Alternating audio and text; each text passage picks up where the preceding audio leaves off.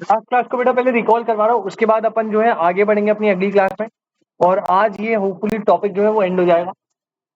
अगर मैं बेटा लास्ट क्लास की बात करूं, हमने ना एक फ्रेश यूनिट स्टार्ट करा था जिसका नाम था फॉर्म्स ऑफ मार्केट। और फॉर्म्स ऑफ मार्केट में हमने मार्केट क्या होता है, कितने बेसिस में डिवाइडेड है, और on the basis of competition कितने टाइप का होता है, उसके फीचर्स वगैरह बहुत सारी बातें कर ली है। तो जल्दी से पहले एक रिकॉल करवाते हैं, उसके बाद अपन आगे बढ़ेंगे।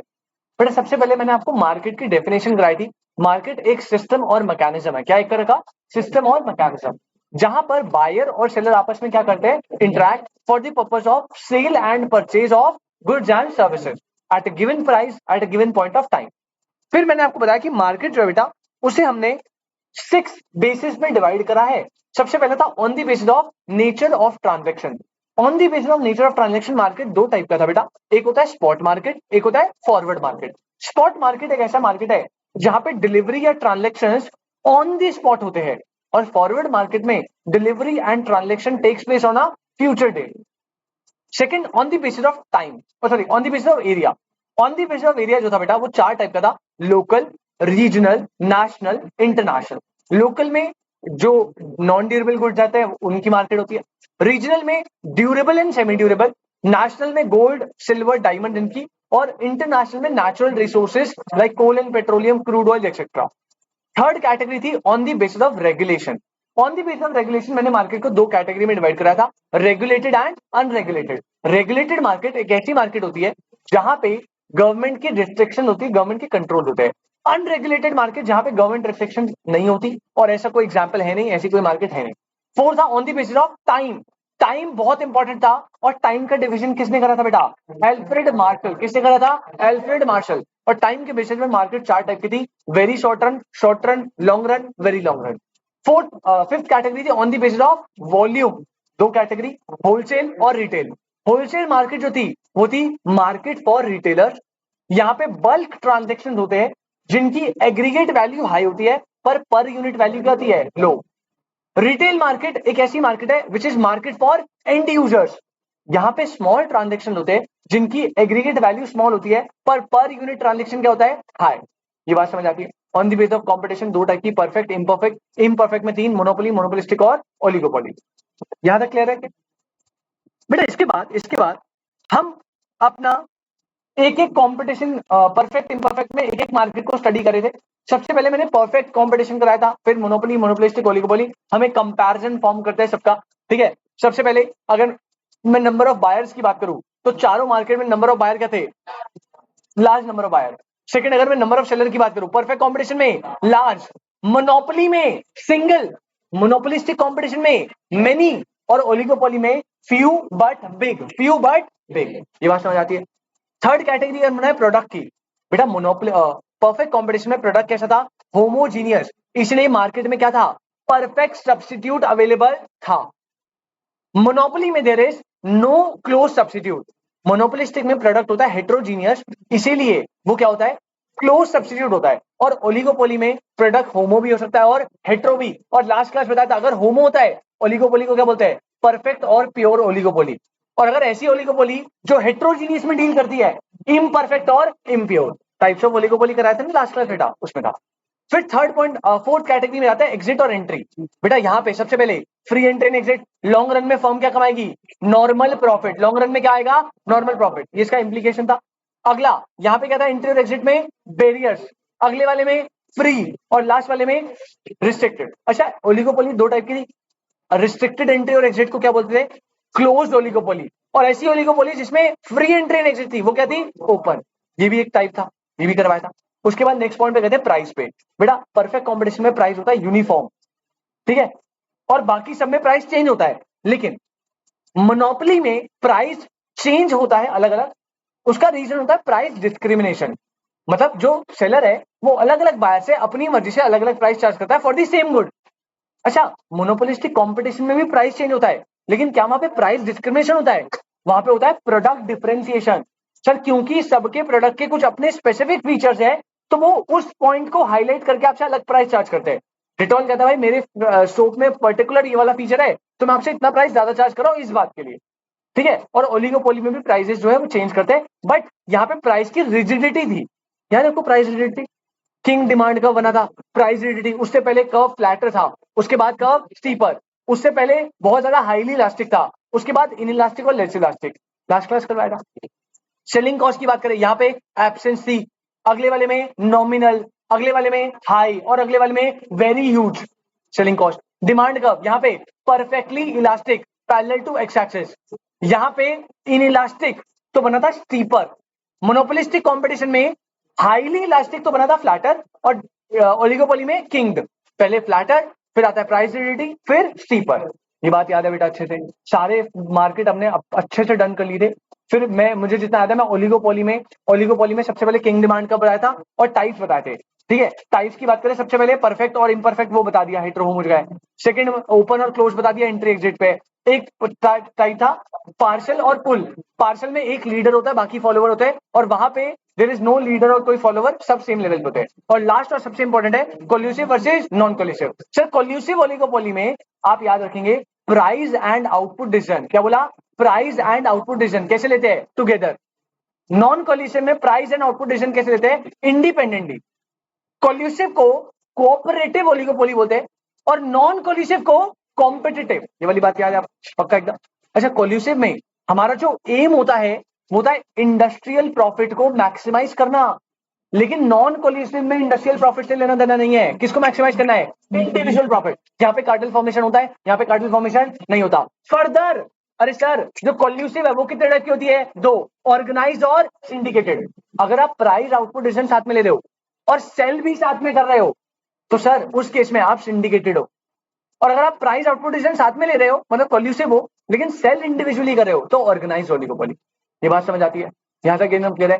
फिर मैंने आपको एक कॉन्सेप्ट बताया था कि जो परफेक्ट कॉम्पिटिशन होता है उसमें इंडस्ट्री जो है वो प्राइस टेकर मेकर होती है और फर्म प्राइस टेकर, और इनका कैसे डायग्राम बनता है, कैसे ग्राफ बनता है, ये सारी बातें मैंने आपको अच्छे से समझा दी थी।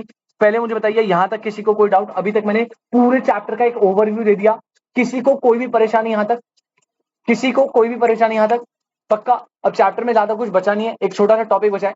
आपको याद है मोनोपोली हमने पढ़ा था, मोनोपोली में एक टाइप था प्राइस डिस्क्रिमिनेशन, एक फीचर था ना, उसके बारे में मुझे थोड़ी बातचीत करनी है आपसे, तो उसी की हेडिंग डालिए आप हेडिंग डालेंगे बेटा प्राइस डिस्क्रिमिनेशन। प्राइस डिस्क्रिमिनेशन, और बहुत सिंपल शब्दों में बात करनी है। एक दो चीजें थोड़ी इंपॉर्टेंट है वो मैं बता दूंगा, बट पहले आपको मतलब तो पता है प्राइस डिस्क्रिमिनेशन का। पहली बात, प्राइस डिस्क्रिमिनेशन कौन सी मार्केट का फीचर होता है? मोनोपोली। अदर मार्केट में आप प्राइस डिस्क्रिमिनेशन नहीं कर सकते। सर प्राइस डिस्क्रिमिनेशन सिर्फ मोनोपोली में क्यों होता है? बेटा प्राइस डिस्क्रिमिनेशन सिर्फ मोनोपोली में इसलिए एग्जिस्ट करता है क्योंकि यहां पे जो सेलर है वो कैसा होता है, सिंगल। अगर आप परफेक्ट कंपटीशन में हो, लेट्स अज्यूम, जहां पे नंबर ऑफ सेलर क्या होते हैं, लार्ज, सेलर लार्ज होते हैं ना, और मान लीजिए बहुत सारे सेलर है, उनमें से मैं एक सेलर हूं जो प्राइस डिस्क्रिमिनेट कर रहा है, ये पेन इसको 10 में दे रहा हूं, उसको 15 में दे रहा हूं, क्या मैं ये चीज परफेक्ट कंपटीशन या किसी अदर मार्केट में कर पाऊंगा? सर क्योंकि सेलर क्या है मार्केट में, लार्ज। अगर मैंने किसी भी तरह का कोई भी डिस्क्रिमिनेशन करा तो भाई सेलर के पास मेरे अलावा भी तो ऑप्शन है ना, वो मेरे से शिफ्ट करके मेरे सब्स्टिट्यूट पे चला जाएगा। आप मेरी बात समझ रहे हो? मोनोपोली ही एक ऐसा मार्केट है जहां पे प्राइस डिस्क्रिमिनेशन आप कर सकते हो, बिकॉज जो सेलर है वो क्या है, सिंगल। सेलर क्या है, सिंगल, और सिंगल सेलर होने की वजह से उसका फुल कंट्रोल होता है ओवर द प्राइस। तो क्योंकि आप डिस्क्रिमिनेशन करो अपनी वजह से, कस्टमर भी कुछ नहीं कर सकता क्योंकि अदर ऑप्शन उसके पास अवेलेबल नहीं है। तो अदर मार्केट्स में प्राइस डिस्क्रिमिनेशन इसलिए एग्जिस्ट नहीं करता क्योंकि वहां पे लार्ज नंबर ऑफ सेलर है, या फ्यू सेलर है, या मेनी सेलर है, सेलर के ऑप्शन है। तो अगर आपने किसी भी बंदे ने प्राइस को डिस्क्रिमिनेट करा तो वो आपके कॉम्पिटिटिव या अदर बिजनेस पे चला जाएगा। आपको बात समझ आती है?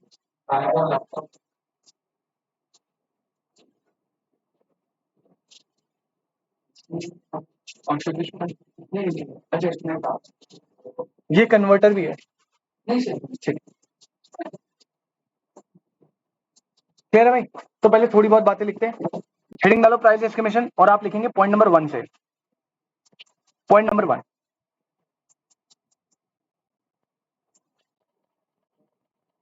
It's a feature of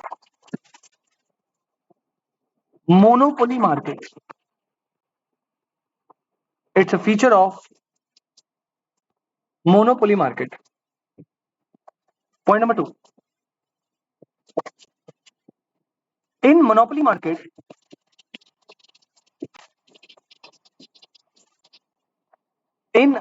market, comma,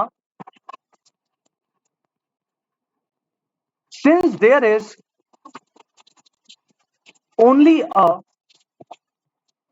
single seller, comma, since there is only a single seller, comma, seller has full control over the price. Seller has full control over the price. Point number 3, price discrimination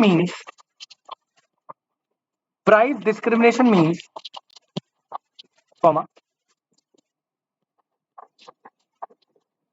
seller can charge different prices. Seller can charge different prices from different buyer for the same good or service. Seller can charge different prices from different buyer for the same goods or service. यहां तक बताओ, यहां तक कोई दिक्कत? 3 point तुमने last class भी normal discuss कर लिए थे, अभी भी बता दिए। अब आओ बेटा पॉइंट नंबर 4 से। पॉइंट नंबर 4 लिखो, प्राइस डिस्क्रिमिनेशन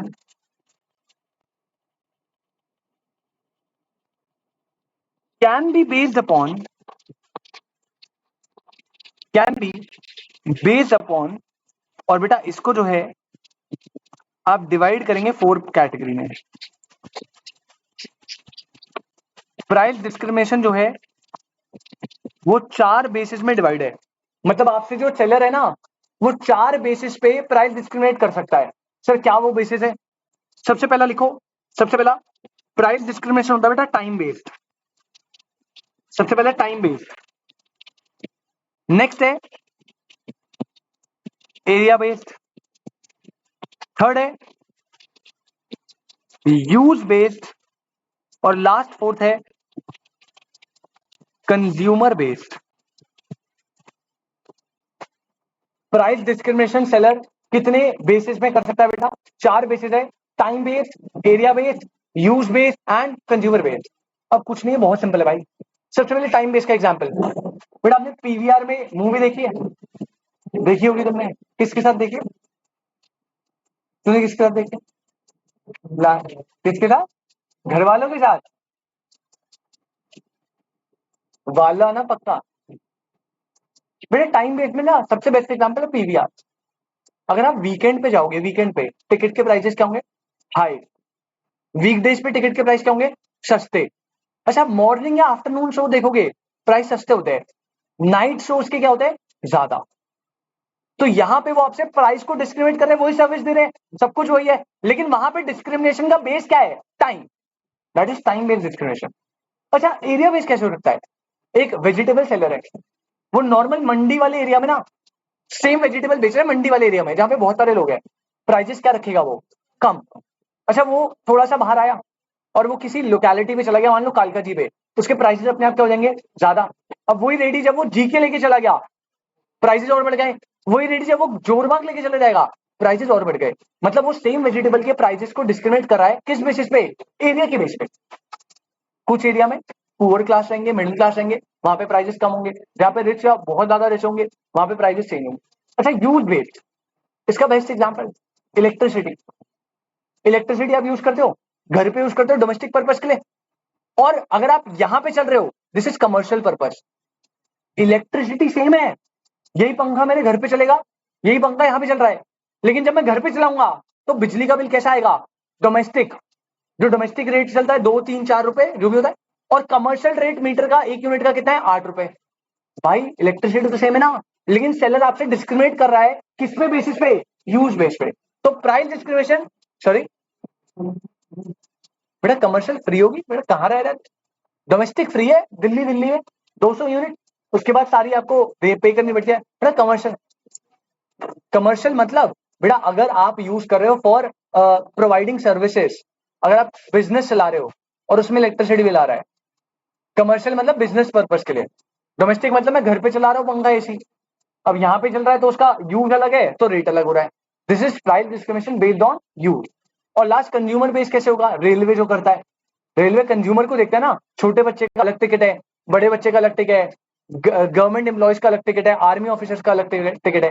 तो डिस्क्रिमिनेशन 4 बेसिस पे हो सकता है, time, area, use and consumer. ये बात समझ आती है? इसके एग्जाम्पल लिख लो थोड़े थोड़े, वैसे तो आपको बस ये बेसिस ही याद रखना है। टाइम के एग्जाम्पल लिख लीजिए, एग्जाम्पल लिख लो आप। पीवीआर का, मॉर्निंग शो,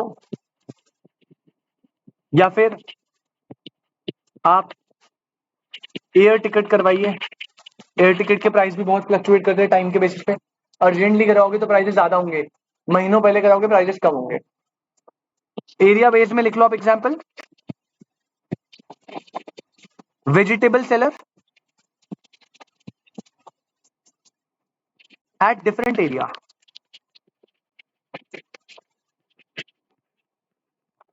यूज बेस में लिख लेना बेटा, इलेक्ट्रिसिटी, सेम इलेक्ट्रिसिटी है बट डोमेस्टिक प्रोडक्शन के लिए, सॉरी डोमेस्टिक पर्पज के लिए यूज अलग होगा और कमर्शियल के लिए रेट अलग होगा।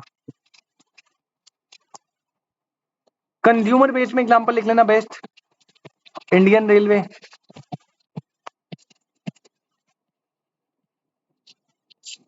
और लिख लो हिस्टोरिकल मॉन्यूमेंट्स। म्यूजियम वगैरह गए कभी? म्यूजियम में इंडियंस का प्राइसेस अलग होता है कई बार, और जो फॉरेनर्स होते हैं उनके प्राइसेस अलग होते हैं। तो एक कंज्यूमर बेस्ड हो रहा है ना भाई। ये बात समझ आती है? यहां तक क्लियर है? बेसिक बेसिक के बाद कुछ भी नहीं है, टेक्निकल टेक्निकल जब स्टार्ट होगा तब मैं बता दूंगा। ये हो गया प्राइस डिस्क्रिमिनेशन का पॉइंट नंबर 4, किस किस बेसिस पे होती है। या ना वर्ड हाईलाइट कर लेना, बेसिस। पॉइंट नंबर 5 लिखो, पॉइंट नंबर 5 लिखेंगे, objectives of price discrimination. Point number 5 है ऑब्जेक्टिव्स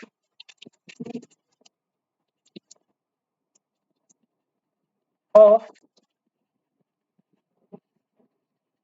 प्राइस डिस्क्रिमिनेशन।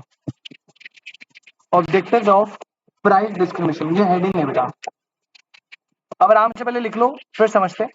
हेडिंग ये बोल रही है कि सेलर जो है मोनोपोली में प्राइस डिस्क्रिमिनेट करता क्यों है, क्या रीजन है।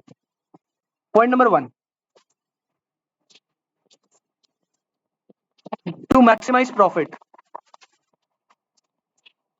To maximise profit. Second objective लिखो, to dispose of surplus stock,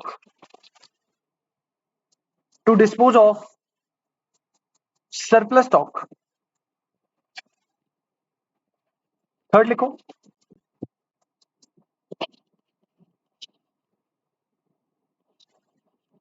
to capture foreign market।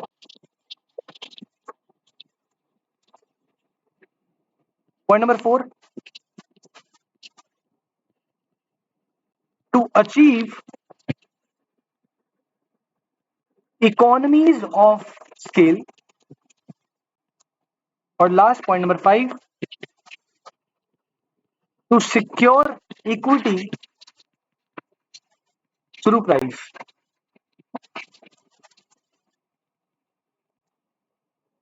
to secure equity through price।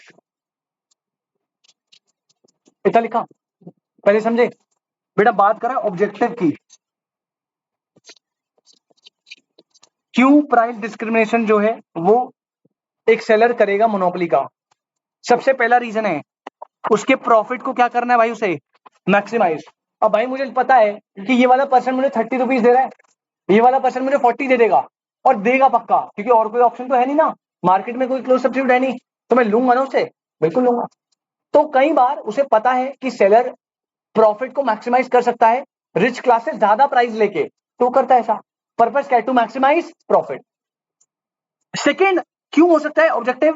Can to dispose of surplus stock. बेटा मेरे पास 100 यूनिट थी, मैंने 100 यूनिट 30 के प्राइस पे बेच दी, ठीक है।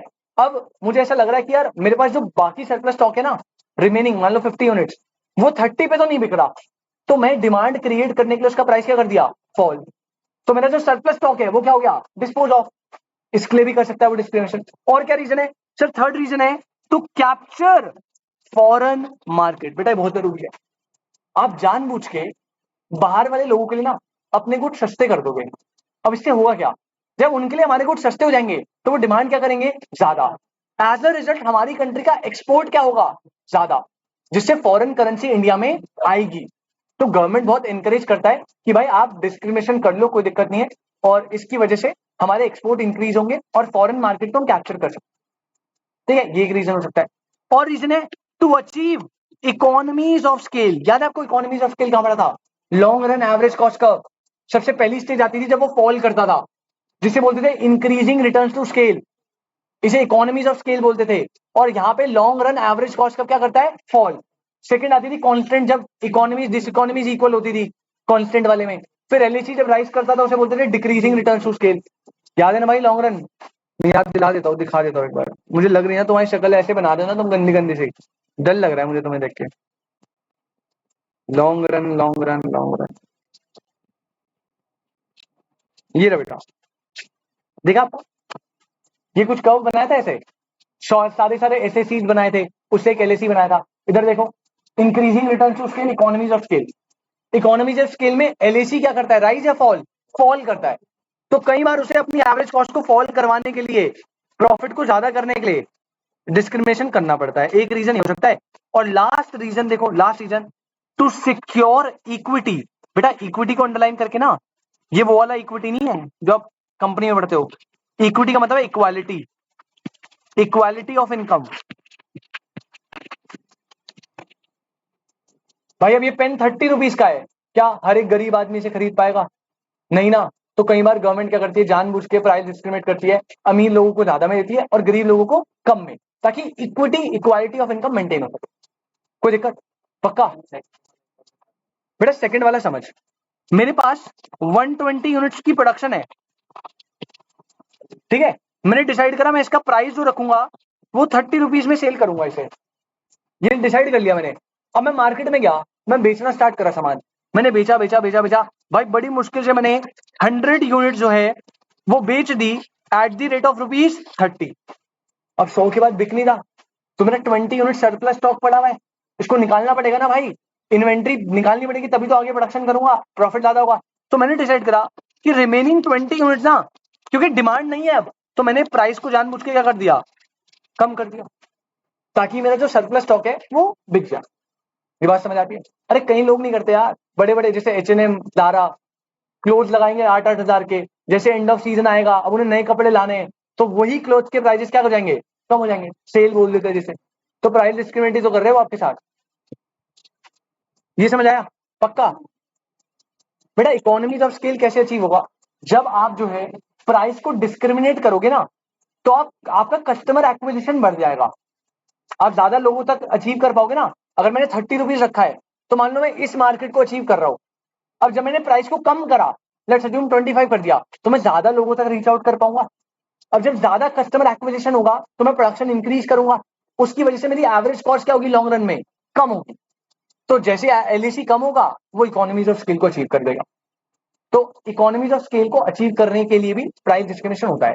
तो टेक्निकली ना आपका नया टॉपिक बस ये है दो। पहले मैंने बताया प्राइस डिस्क्रिमिनेशन,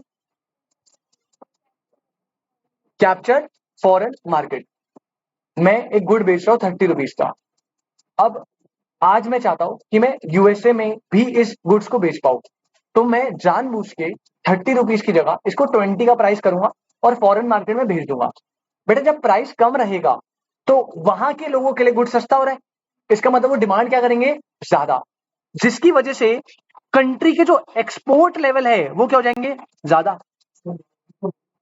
बेटा क्या लॉस भी होगा बेटा, मैं अपने प्रॉफिट मार्जिन को कम करूंगा ना। तुझे कैसे पता 20 रुपीज में मुझे लॉस हो रहा है, हो सकता है मुझे कॉस्ट ऑफ प्रोडक्शन 5 रुपए पड़ रही हो, तो मैं कॉस्ट को उतना ही कम करूंगा ना जितना रीजनेबल होगा, ऐसे थोड़ी अपना लॉस उठा लूंगा। वो तो एग्जाम्पल दे रहा हूँ फिगर्स राउंड ऑफ करके। तो जब आप ज्यादा एक्सपोर्ट्स करोगे उससे फॉरेन करेंसी इंडिया में आएगी तो अच्छी बात है ना। तो कई बार वो जानबूझ के फॉरेन मार्केट को कैप्चर करने के लिए अपने गुड्स के प्राइस सस्ते रख देते हैं। क्लियर, ध्यान क्लियर है। तो आपको ना दो ही टॉपिक पे अभी तक ध्यान देना है। सबसे पहला प्राइस डिस्क्रिमिनेशन के बेसिस, कितने बेसिस है, 4। वो टाइम बेस हो सकता है, एरिया बेस हो सकता है, यूज बेस या कंज्यूमर बेस। प्राइस डिस्क्रिमिनेशन करने के क्या रीजन है, क्या ऑब्जेक्टिव है, वो है 5। सबसे पहला भाई मैक्सिमाइजिंग प्रॉफिट, प्रॉफिट मैक्सिमाइज करना है। सरप्लस स्टॉक को क्या करना है, डिस्पोज करना है। आपको फॉरेन मार्केट को क्या करना है, कैप्चर। इसके अलावा इकोनॉमीज ऑफ स्केल अचीव करनी है। और लास्ट पॉइंट क्या था बेटा, इक्विटी को मेंटेन करना है, रिच और पुअर क्लास के इनकम के गैप को मेंटेन करना है। क्लियर एकदम, पक्की बात। चलिए ये हो गया पॉइंट नंबर 5। और इसके बाद लास्ट प्राइस डिस्क्रिमिनेशन का लास्ट पॉइंट आ जाएगी, बिल्कुल पॉइंट नंबर 6। ये भी एक छोटी सी हेडिंग है। पॉइंट नंबर 6 लिखेंगे बेटा, कंडीशंस। निकिता, अनस, आपको यहां तक कोई डाउट है बेटा, प्लीज बताएंगे। निकिता, अनस, ठीक है बेटा। कंडीशन टू एक्सरसाइज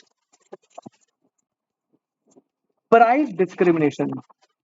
भाई इसे स्टार बना ली क्या, बहुत ज्यादा इंपॉर्टेंट है ये।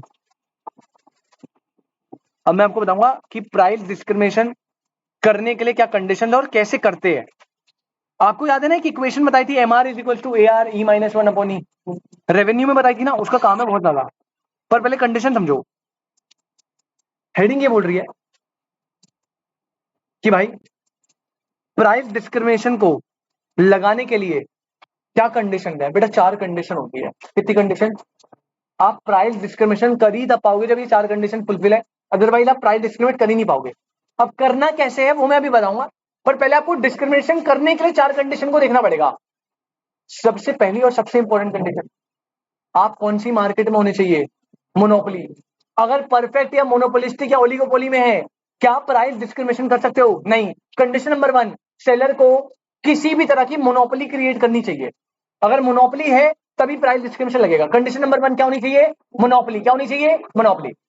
सेकंड, बेटा देखो आप ना मार्केट में अलग अलग बायर से अलग अलग प्राइस चार्ज कर रहे हो, तो सेकंड पॉइंट ने बोला कि आपको ना मार्केट को सब मार्केट में डिवाइड करना है। मार्केट को ना ग्रुप में डिवाइड कर दो। यार अगर मैंने सेम एक ही ग्रुप बना के रखा, ठीक है, सारे एक ही साथ रख दिए, तो मैं किससे कितना प्राइस चार्ज करूंगा, मुझे थोड़ी पता है। तो मैंने 2 ग्रुप बना लिए, एक साइड रिच क्लास और एक साइड पुअर क्लास। अब मुझे पता है पुअर क्लास से प्राइस क्या चार्ज करना है, कम, और रिच क्लास से क्या करना है, ज्यादा। कंडीशन नंबर 1, आपको मोनोपोली मार्केट में होना पड़ेगा।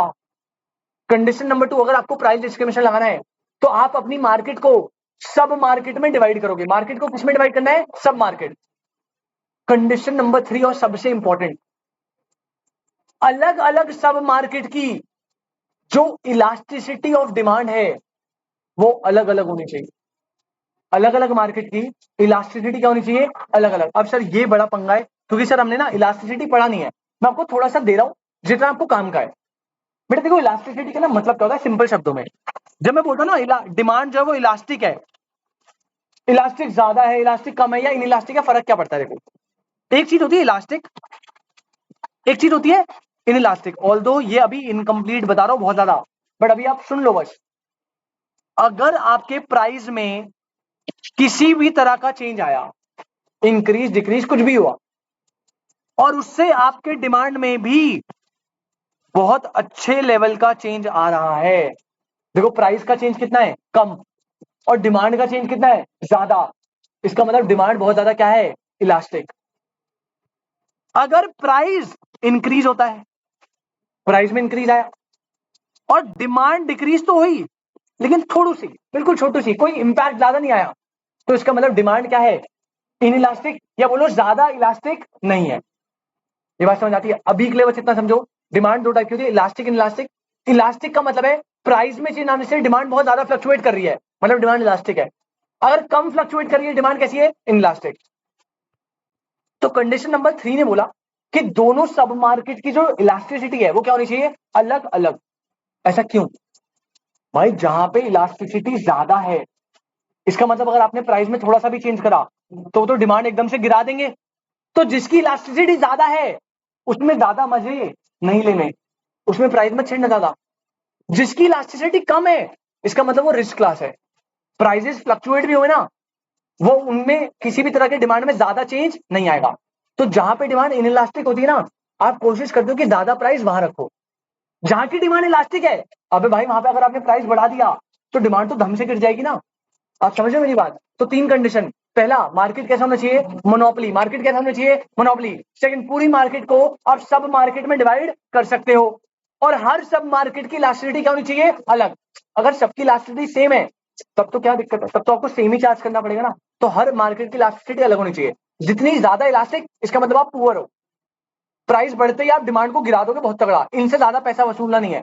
जितनी कम इलास्टिसिटी, उतना मतलब आप रिच हो, आपको प्राइसेस का फर्क नहीं पड़ेगा। अगर आप मैं बढ़ा भी दूं तो आपकी डिमांड इनइलास्टिक है, कुछ नहीं होगा। समझ आ रहा है? और कंडीशन नंबर 4 और लास्ट, जहां से मैं कम प्राइस चार्ज कर रहा हूं ना, उधर का बायर दूसरी मार्केट में नहीं जाना चाहिए। अब भाई मैं इस पेन को इसे 10 में बेच रहा हूं, और इसी पेन को इनको 30 में बेच रहा हूं, और इसे बात पता लग गई, कह रहा भाई सही है, कह रहा सर तो बहुत पैसा कमा रहे, मेरे को यही गुड़ 10 में दे रहे हैं, उसको वही गुड़ 30 में दे रहे हैं। एक काम करता हूँ, सर से मैं 10 में खरीदता हूँ और आगे 25 में दे देता हूँ, मेरा तो प्रॉफिट ही हो रहा है, और ये भी ले लेगी भाई। आप समझ रहे हो? अगर ऐसा होने लग गया तो क्या मेरी मोनोपोली में खतरा है? खतरा है। तो फिर मैं प्राइस डिस्क्रिमिनेशन ढंग से कर पाऊंगा? तो 4 कंडीशन बड़ी सिंपल सी है। पहला पहला पॉइंट कि आप मोनोपोली मार्केट में हो तभी डिस्क्रिप्शन होगा। दूसरा, मार्केट को आप डिवाइड करोगे किसमें, सब मार्केट। तीसरा, हर सब मार्केट की इलास्टिसिटी क्या होगी, अलग। और चौथा, जो लेस प्राइस वाला एरिया है वहां के बंदे मोर प्राइस वाले एरिया में एक्सेस नहीं कर सकते। अगर ये चारों कंडीशन आपकी मार्केट में है, तब आप प्राइस डिस्क्रिमिनेशन कर सकते हो। अगर एक कंडीशन भी ब्रीच हुई तो आप प्राइस डिस्क्रिमिनेशन नहीं कर सकते। समझ आ गया? तो हेडिंग क्या है बेटा, हेडिंग है condition to exercise price discrimination. कौन सी वो कंडीशन है जिसमें हम प्राइस डिस्क्रिमिनेशन कर सकते हैं? लिखना स्टार्ट करेंगे भाई। Condition number 1, there should be some form of monopoly power. There should be some form of monopoly power. Monopoly होनी चाहिए किसी भी तरह की। सेकंड कंडीशन क्या थी, मार्केट को किस में डिवाइड कर सकते हो, सब मार्केट में। The monopolist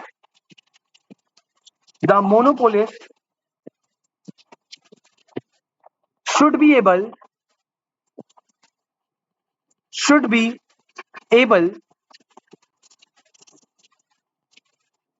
to divide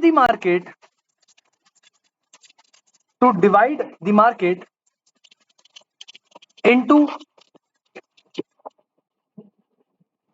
different सब मार्केट। कंडीशन नंबर 3, हर मार्केट की इलास्टिसिटी क्या होनी चाहिए, अलग। तो लिखो थर्ड पॉइंट,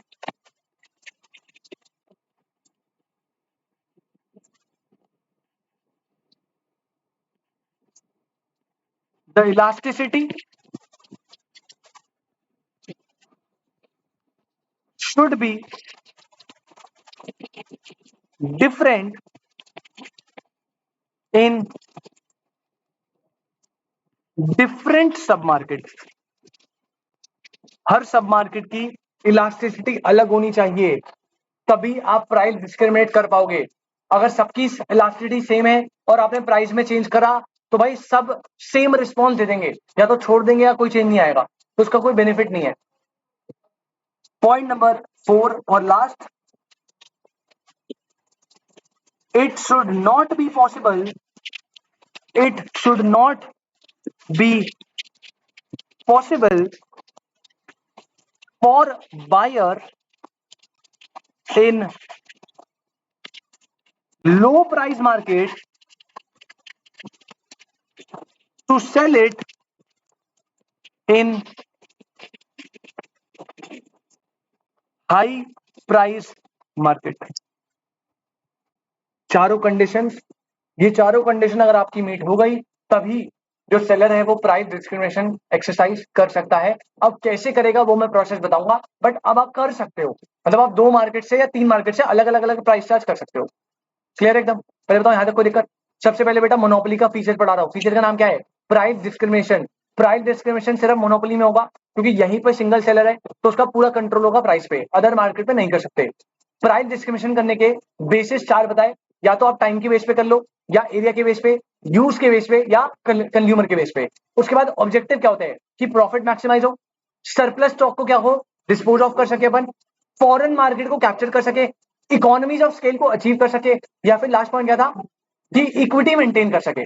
उसके बाद मैंने बताया कि अगर आपको प्राइस डिस्क्रिमिनेशन करना है तो करने से पहले आपको कुछ कंडीशन चेक करनी है, तभी आप एक्सरसाइज कर पाओगे। कंडीशन नंबर 1, मोनोपोली होनी चाहिए भाई, अदरवाइज आप प्राइस डिस्क्रिमिनेशन नहीं कर सकते। सेकंड, मार्केट को किस में डिवाइड करना है? सब मार्केट में। हर सब मार्केट की इलास्टिसिटी क्या होगी? डिफरेंट। और लोअर प्राइस वाला बायर हायर प्राइस वाले मार्केट में एंटर नहीं कर सकता, अदरवाइज वो आपकी मोनोपोली बिगाड़ देगा। यहां तक किसी को कोई भी दिक्कत? एकदम क्लियर है बेटा? पक्का? कोई डाउट है तो पूछ लो।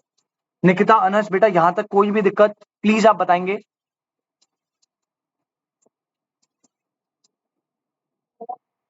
अनस भाई क्लियर एकदम? अब अपन जरा समझते हैं सर ये प्राइस डिस्क्रिमिनेशन होगा कैसे। पहले तो आपको 4 कंडीशन चेक करनी पड़ेगी, ठीक है? तो बेटा मैं अज्यूम कर रहा हूं, एक एग्जांपल ले रहा हूं आपके साथ, आप साथ के साथ अभी नोट करते चलना, ठीक है? यहां पे एक एग्जांपल ले रहा हूं, और इस एग्जांपल का जो कोर है ना, कोर, वो ऊपर की 4 कंडीशन है, और एक इक्वेशन जो आपके रेवेन्यू में बताई थी, M R is equal to A R E minus 1 upon ई।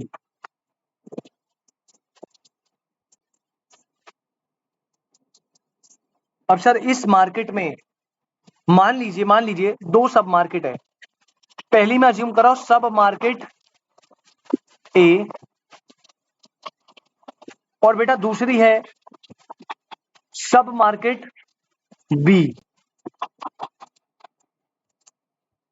अभी कोई प्राइस डिस्क्रिमिनेशन नहीं हो रहा, मैं दोनों ही मार्केट में प्राइस चार्ज कर रहा हूं 30। इस पेन के लिए कितना प्राइस चार्ज कर रहा हूं? अच्छा एक बात बताओ, यहां पे भी ए आर कितना होगा? 30, और यहां पे भी ए आर कितना होगा? अरे सर याद है ना, एवरेज रेवेन्यू और प्राइस हमेशा इक्वल होते हैं, तो ए आर कितना हो गया? 30, यहां पे भी कितना हो गया? 30। अच्छा, दूसरी चीज जो गिवन है आपको बेटा, इलास्टिसिटी ऑफ मार्केट ए जो है वो 2 है, और इलास्टिसिटी ऑफ मार्केट बी जो है वो क्या है? 5। दोनों की इलास्टिसिटी दे रखी है। अच्छा, इसका मतलब इन दोनों में से रिच क्लास कौन सी है? मार्केट ए और बी? ए, जिनकी इलास्टिसिटी कम है। मतलब अगर यहाँ पे आपने प्राइस बढ़ा भी दिया ना तो डिमांड पे इंपैक्ट तो पड़ेगा, लेकिन कंपैरेटिवली कम। लेकिन यहाँ पे these are highly elastic, market B के बंदे, अगर आपने प्राइस को थोड़ा भी बढ़ाया तो बहुत मेजर लेवल पे डिमांड फॉल हो जाएगी। तो अपने को जो मजे लेने हैं, प्राइस छेड़ना है, वो किसमें छेड़ना है? ए वाले में, क्योंकि ये तो भैया रिएक्ट कर देंगे तगड़ा वाला। अच्छा, अब डिस्क्रिमिनेशन करने से पहले क्या आप मुझे दोनों केस में एमआर निकाल के दिखा दोगे? भाई ऊपर इक्वेशन है A R E minus 1 upon E, इसका एमआर, दोनों का एमआर निकालो पहले, कि हर अगली यूनिट से दोनों मार्केट में कितना रेवेन्यू जनरेट हो रहा है। ऑनलाइन वाले बच्चों बेटा जल्दी से एमआर निकालो दोनों उसका, बाय यूजिंग दिस इक्वेशन, और उसके बाद 3 मिनट में आपकी मीटिंग दोबारा स्टार्ट होगी, उसे ज्वाइन करना, फिर हम आगे कंटिन्यू करेंगे।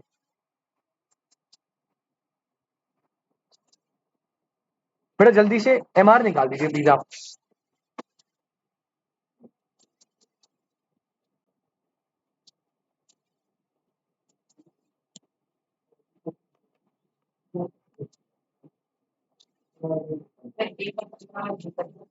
ए का 15 आ रहा है, बी का 24। अच्छा, दोनों में मतलब प्राइस 30-30 रुपए, बट मार्केट ए में हर अगली यूनिट से आप 15 रुपए कमा रहे हो, और मार्केट बी में हर अगली यूनिट से 24 रुपए कमा रहे हो। इसका मतलब आप मार्केट ए में ज्यादा कमा सकते हो भाई। अगर आप इसमें 24 कमा रहे हो तो इसमें भी तो ज्यादा कमा सकते हो ना, लेकिन उसके लिए आपको यहाँ का प्राइस क्या करना पड़ेगा, बढ़ाना। अब हमें ये देखना है कि कैसे बढ़ेगा, कितना बढ़ाना है, कितनी लिमिट है बढ़ाने की। 3 मिनट ब्रेक है, रिवाइज कर लो तब तक।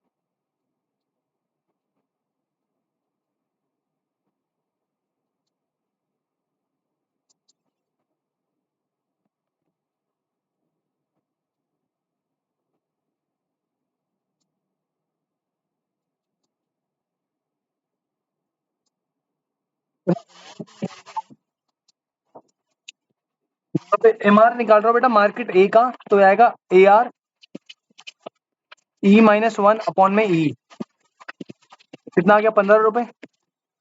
और यहाँ पे MR निकाल रहा हूँ बी का, तो आएगा 30 E-1 में ई, ये आएगा 24। ठीक है, इसका मतलब हम हर अगली यूनिट से ए में 15 रुपए कमाते और बी में 24। अब भाई प्रॉफिट को मैक्सिमाइज करने के लिए हमने डिसाइड करेंगे कि भाई हमें बी को, जो बी का MR है उसे बढ़ाना पड़ेगा, है ना, तो बढ़ाएंगे, लेकिन कितना, वो क्वेश्चन है। और MR को बढ़ाने के चक्कर में हमें उस AR में कितना इंक्रीज करना पड़ेगा, ये और बड़ा क्वेश्चन है।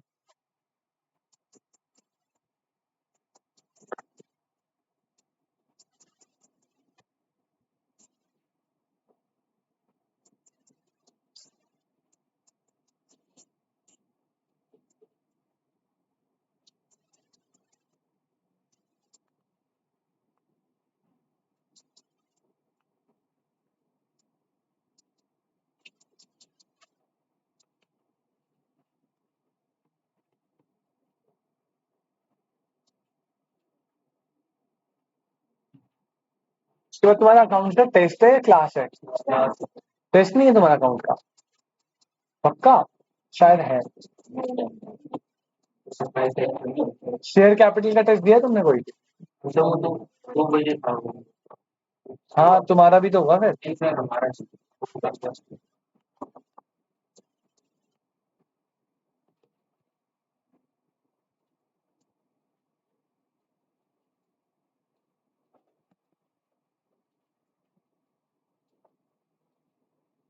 तो नीचे ज्वाइन का मैसेज डालना बेटा।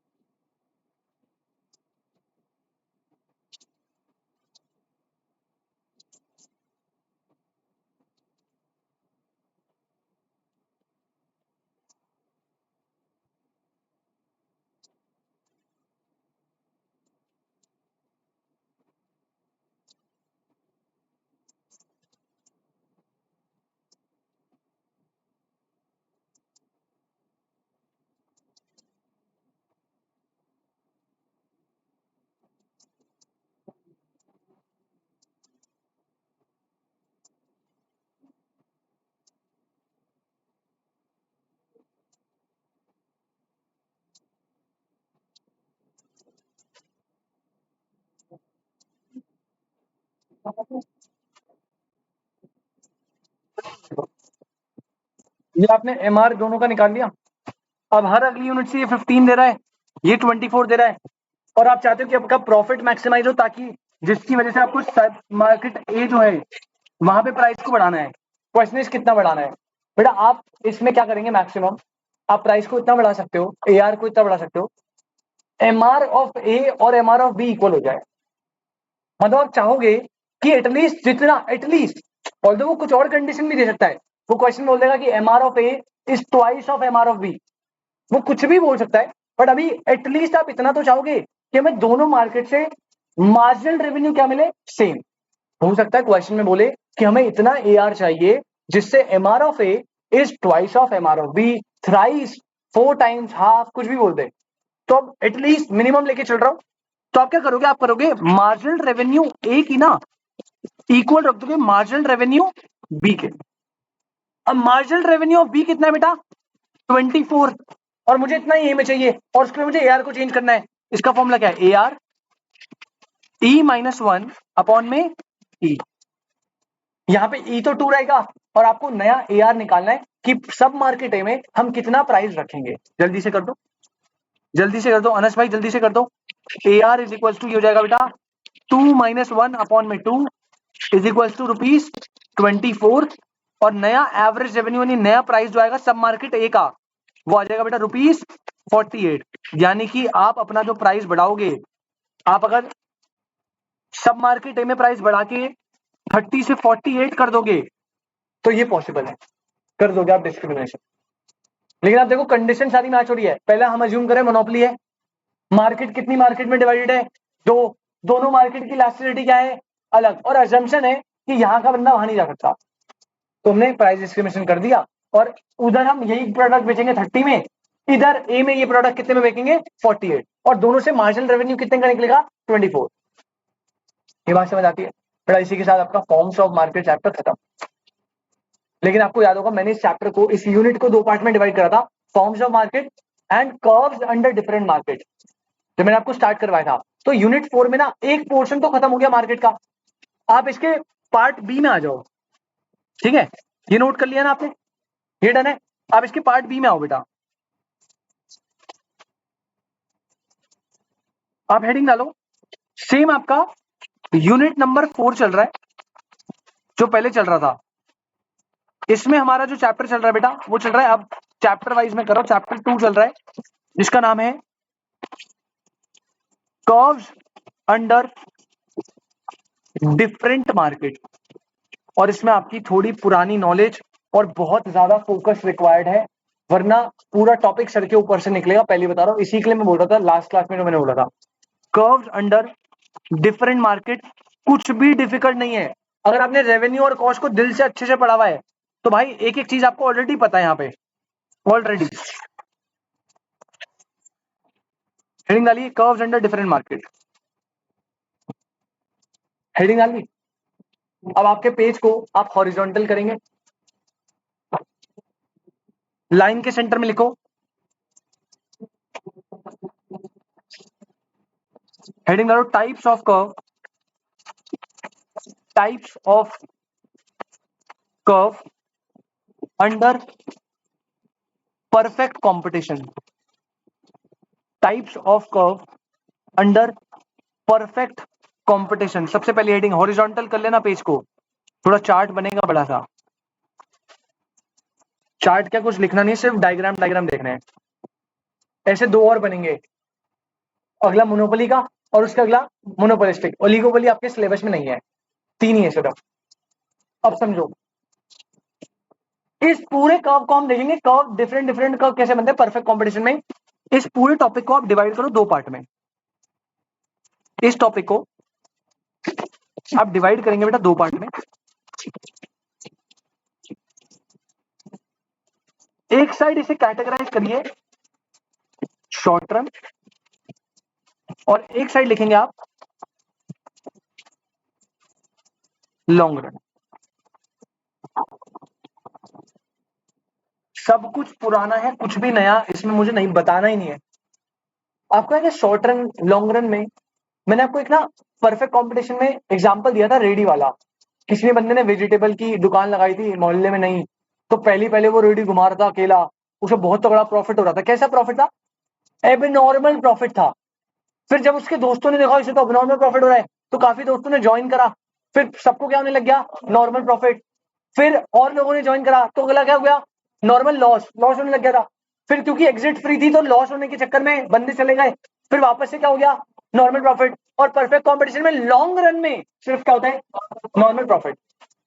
यदि मैं ऐसे बोलूं, शॉर्ट रन में आपको एबनॉर्मल प्रॉफिट भी हो सकता है, नॉर्मल प्रॉफिट भी हो सकता है, लॉस भी हो सकता है, लेकिन लॉन्ग रन में परफेक्ट कॉम्पिटिशन में सिर्फ क्या होगा? Normal profit.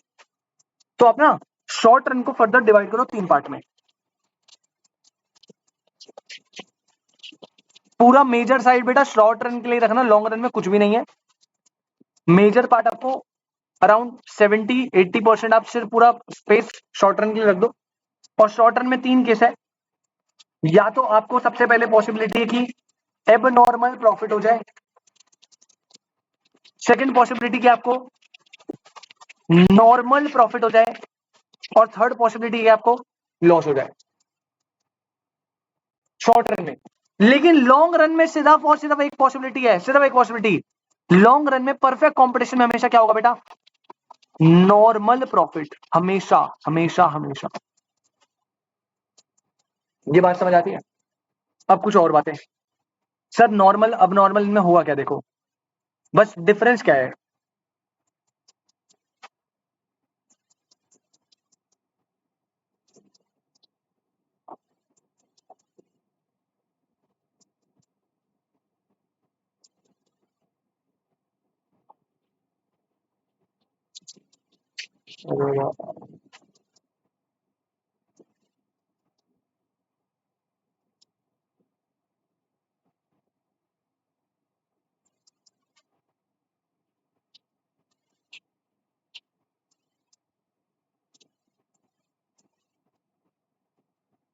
एक मिनट देना बेटा।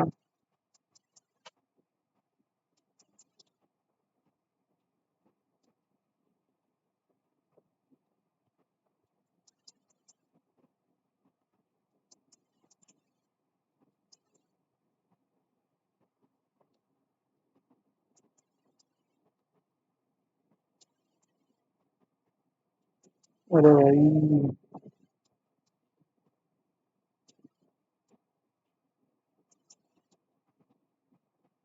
बेटा इसकी हालत अभी तुम्हारी तरह हो गई थोड़ी।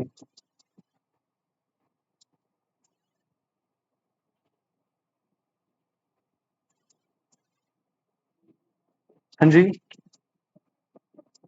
बेटा टेस्ट पेपर दे देना। निकिता अनस आपको आवाज आ रही है बेटा?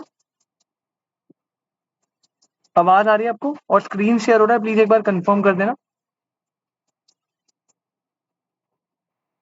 ठीक है बेटा, देखना थोड़ा सा। अब यहाँ पे ना जब मैं आपसे बोल रहा हूँ एबनॉर्मल प्रॉफिट या नॉर्मल प्रॉफिट या कुछ भी, इनमें डिफरेंस क्या है आपको ना ऑलरेडी पता है। मैंने बोला था पहले मिक्सिंग होगी। बेटा एबनॉर्मल प्रॉफिट में average revenue is greater than average cost होता है। एवरेज रेवेन्यू क्या होती है? Greater than average cost. Normal profit में average revenue is equal to average cost होता है। और यहाँ पे रेवेन्यू कम होती है और कॉस्ट क्या होती है? ज्यादा। अच्छा आपको याद है इस पॉइंट को क्या बोलते थे? A R is equal to A C, break even. Break even में total revenue is equal to total cost होता है, या एवरेज रेवेन्यू एवरेज कॉस्ट, या प्राइस और एवरेज कॉस्ट। अच्छा ब्रेक इवन में नो प्रॉफिट नो लॉस, लेकिन कौन सा प्रॉफिट नहीं होता? नॉर्मल नहीं होता। कौन सा प्रॉफिट होता है? नॉर्मल होता है। आप देख रहे हो सब कुछ कनेक्टेड है। तो एबनॉर्मल में ही होगा, नॉर्मल में होगा, और लॉस में है। अच्छा लॉन्ग रन में, लॉन्ग रन में मैंने बताया लॉन्ग रन में क्या होगा? नॉर्मल प्रॉफिट, यानी फिर से वही होगा क्या? A R is equal to A C. अब सर कर्व्स बना दो फटाफट, अब आपको कुछ नोट नहीं करना। प्लीज पूरा ध्यान पूरा फोकस यहाँ पे चाहिए आपका। 5 मिनट, बस 5 मिनट।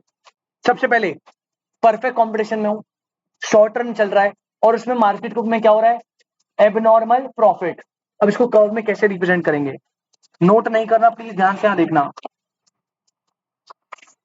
बेटा ये एक्स एक्सिस है, ये 0 है, ये वाई।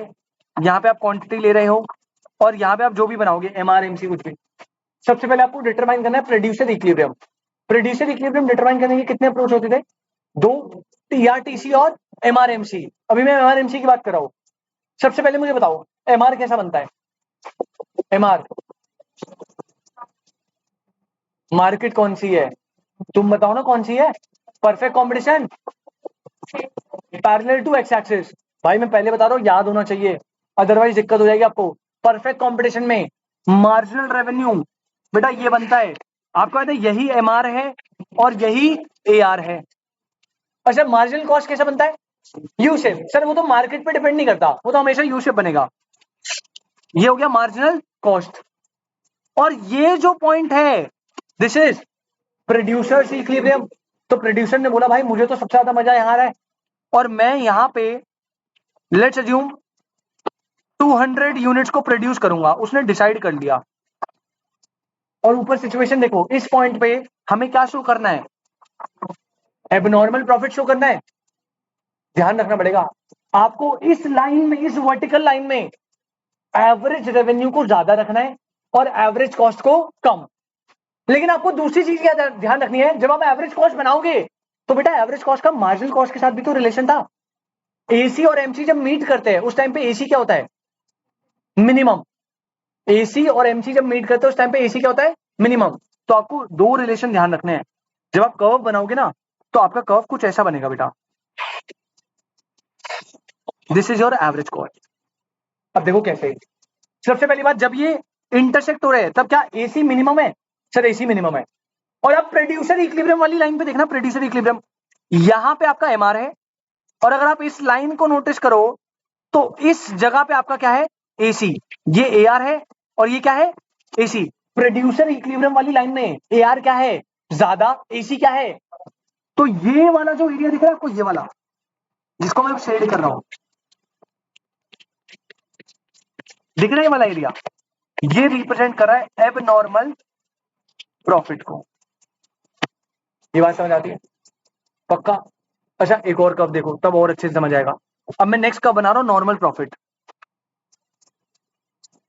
क्या हो रहा है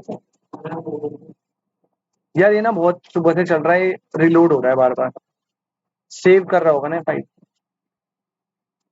अच्छा पहले ये वाला ड्रॉ करो, चलो आराम से ड्रॉ करना। पहले एमआर एआर बनाना, फिर एमसी बनाना, प्रोड्यूसर इक्विलिब्रियम वाली लाइन मार्क करना। पूरा गेम एवरेज कॉस्ट पे भाई। एवरेज कॉस्ट बनाते हुए पूरा ध्यान रखना, दो रिलेशन दिखने चाहिए।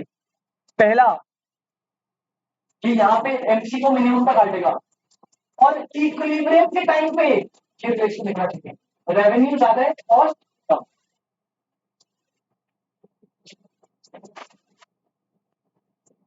पहले ही नोट करो पहला वाला।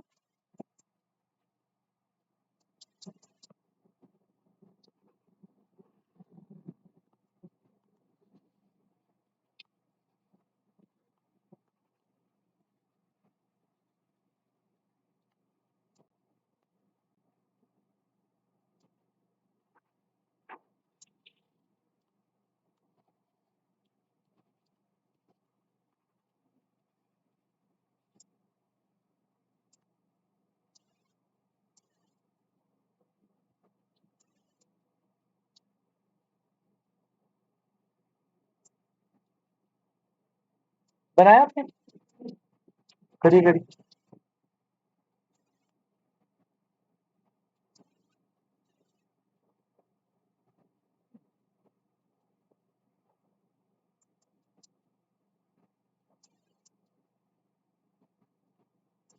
देखो सेकंड वाला बना रहा हूँ, आराम से फोकस करना, अभी आपको नोट नहीं करना, मैं आपको दूंगा काम करने को। सेकंड वाला बना रहा हूँ, पहले नॉर्मल नॉर्मल प्रॉफिट शो करना है आपको। पहले मैंने बनाया ये, सर ये क्या है? सर ये परफेक्ट कॉम्पिटिशन में मेरा एमआर है और यही क्या है? एआर। एमसी हमेशा कैसा बनेगा बेटा? U shape. प्रोड्यूसर इक्विलिब्रियम आ गया, यहाँ पे कितनी यूनिट प्रोड्यूस कर रहा है और इस टाइम पे हमें क्या शो करना है? Normal profit. मतलब इस लाइन पे एआर और एसी क्या होने चाहिए? इक्वल। तो भाई कोई दिक्कत नहीं है,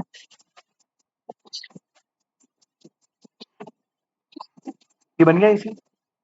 पहला, क्या एसी एमसी मिनिमम पे कट रहे हैं? जब एसी एमसी इंटरसेक्ट हो रहे हैं एसी मिनिमम है। और दूसरा, इक्विलिब्रियम वाले पॉइंट पे यही MC, यही AR है और यही क्या है AC। तो यहां पे ये जो लाइन है, this line is normal profit. और लास्ट केस में जब आप करोगे ना ये चीज, आपको पता है क्या करना है लॉस में? देखो लॉस वाले में क्या करना है, पहले MR AR बनाओ, ये मेरा MR है और यही मेरा AR है। फिर मैंने MC बनाया, मार्जिनल कॉस्ट, इक्विलिब्रियम आ गया यहाँ पे, मान लीजिए 200 यूनिट पे। अब इस जगह पे आपको लॉस करवाना है, यानी इस जगह पे कॉस्ट को ज्यादा रखना पड़ेगा। अबे भाई कोई दिक्कत नहीं है, ये लो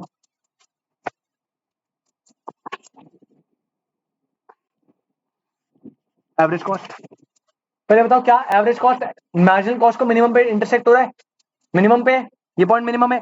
और इक्विलिब्रियम पे देखो, इक्विलिब्रियम वाली लाइन को अगर आप ऊपर ले जाओ तो देखो यहां पे क्या है, एवरेज कॉस्ट। ये वाला पॉइंट किसको रिप्रेजेंट कर रहा है? Average revenue. ये वाला जो शेडेड पोर्शन है, अब ये किसको रिप्रेजेंट कर रहा है? लॉस को। कोई दिक्कत? जब आप लॉन्ग रन में जाओगे तो बेटा मैं यहां पे कर रहा हूं, तुम्हें खुद बनाना है, इसमें कर लो same as short run, same as short run. बस एक चेंज आएगा, जब आप एवरेज कॉस्ट लिखोगे ना उसकी जगह लिख देना LAC। लॉन्ग रन में तो L वाले कर्व चलते थे ना, LAC लिख देना, बाकी पूरा सेम है, कॉपी पेस्ट। अब आप इसे नोट कर लीजिए जल्दी से, दो तो कर लिए होंगे ये वाले, और वो बनाना है आपने, ऐसे मत करना। निकिता अनस बेटा क्लियर है? बेटा किसी को भी कर्व में दिक्कत आ रही है प्लीज बता देना।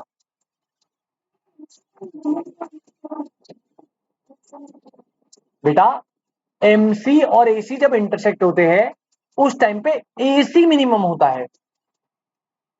उस रिलेशनशिप को याद करो जो कॉस्ट में करवाएगा। MC cuts AC from its lowest point. जब MC AC को कट करेगा तब AC जो है वो लोएस्ट होगा।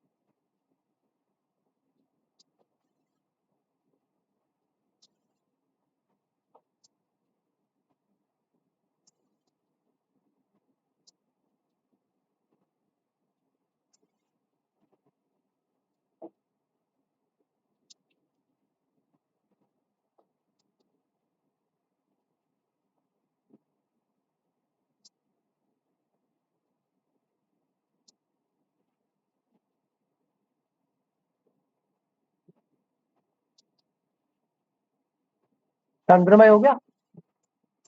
लॉन्ग रन वाला बनाया ना तुमने? बनाया ना? आपका नाम क्या था? रिया? ऋषि भाई बन रहे ना? बेटा कोई भी दिक्कत आ रही प्लीज पूछ लेना, मैं दोबारा बता दूंगा आपको। बस सिर्फ एक ध्यान रखना है, पहली चीज कि MC और AC जब इंटरसेक्ट हो रहा है AC मिनिमम होना चाहिए। और दूसरी चीज आपको वो वाली सिचुएशन क्रिएट करनी है एट प्रोड्यूसर इक्विलिब्रियम। जो भी केस बन रहा है, अगर लॉस है तो प्रोड्यूसर इक्विलिब्रियम पे रेवेन्यू कम होगी और कॉस्ट ज्यादा। नॉर्मल प्रॉफिट है, प्रोड्यूसर इक्विलिब्रियम पे दोनों इक्वल होंगे। और प्रॉफिट है तो रेवेन्यू ज्यादा होगी, कॉस्ट कम होगी, प्रोड्यूसर इक्विलिब्रियम पे।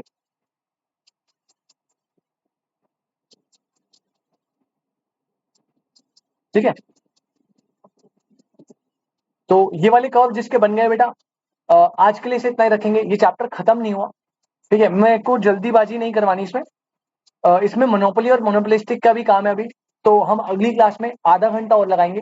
आधे घंटे में चैप्टर निपट जाएगा, यूनिट निपट जाएगा। और अगली क्लास में ही आधे घंटे के बाद हम अपना नया और लास्ट यूनिट करेंगे, दैट इज बिजनेस साइकिल। ठीक है, और उसके बाद हम वापस जाएंगे, चैप्टर नंबर 2 करेंगे पहले, फिर चैप्टर नंबर 1 करेंगे। ये ड्रॉ कर लिया ना आपने? अब देखो पता है क्या होने वाला है आपके साथ, अगली क्लास में कुछ नहीं होगा। थोड़ा सा आइडिया दे रहा हूं, अगली क्लास में मैं सेम कर्व पढ़ाऊंगा, बट कौन सी मार्केट में? मोनोपोली। अब ना थोड़े से चेंजेस लाएंगे, बस थोड़े से, तुत्तु से।